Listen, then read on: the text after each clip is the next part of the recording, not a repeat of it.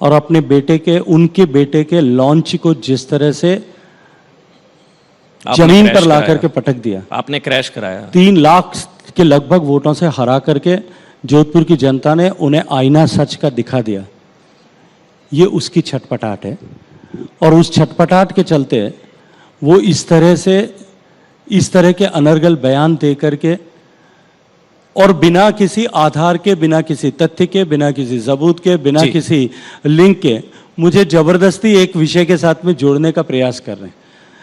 एक ऐसी credit cooperative society जिसने कहीं कोई पैसा साइफन ऑफ किया होगा, मेरी 3 जनरेशन का जिसके साथ में किसी तरह का कोई संबंध नहीं है, न मेरे 3 जनरेशन का कोई रिश्तेदार भी, मैं नहीं, मेरी 3 पीढ़ी का कोई रिश्तेदार भी, न उसका डायरेक्टर है, न उसका किसी तरह से ऑफिस बियरर है, न उसका मेंबर है, न उसका डिपॉजिटर है, न उसका बोरोवर है, न कोई डायरेक्ट रिलेशन किसी तरह से है जी, उसके साथ जोड़ने का प्रयास करना, मात्र इसलिए कि मैंने अपने कुछ शेयर्स जो है उनको 2011 में उसके अर्स्टवाइल डायरेक्टर को इंडिविजुअल कैपेसिटी में दिए थे, उसको लेकर के और फिर अनर्गल टिप्पणियां करना। और जब मेरी दिवंगत माता जी, जिनका कोविड के चलते निधन हो गया था 2021 में, उनको भी जो है उन्होंने घसीटने की कोशिश की, तब व्यथित होकर के मुझे डिफेमेशन सूट फाइल करना पड़ा, और जो है कोर्ट ने उसमें कॉग्निजेंस लेकर के दिल्ली पुलिस को जांच के लिए उसे भेज दिया है। अच्छा, आप कह रहे हैं क्योंकि आपने उनके बेटे वैभव गहलोत को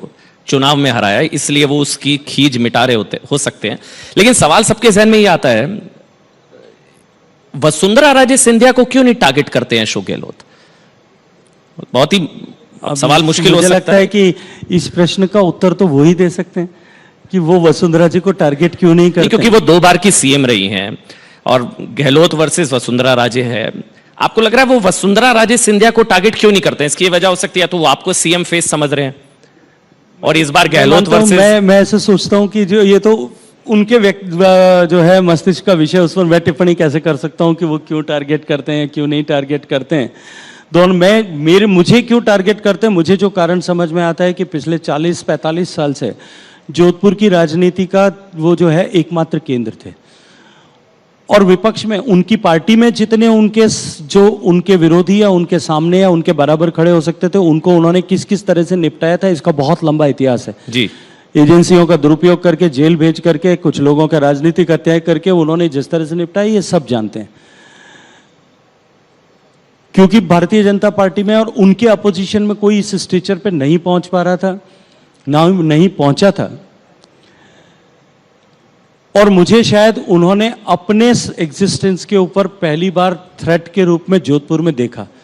2014 में उनके तमाम प्रयास के बावजूद जोधपुर की जनता ने मुझे असीम स्नेह दिया, प्यार दिया, और मुझे 4,75,000 वोटों से जिता करके भेजा। इसीलिए सर लग रहा है ना गहलोत वर्सेस आप होगा इस बार। जोधपुर की जनता ने पहली बार पूर्ण बहुमत के साथ में जिला पंचायत में भारतीय जनता पार्टी को आशीर्वाद दिया, नगर निगम में पूर्ण बहुमत के साथ में भारतीय जनता पार्टी को आशीर्वाद दिया, क्योंकि उन दोनों चुनावों में मैं सबके साथ मिलकर के काम कर रहा था।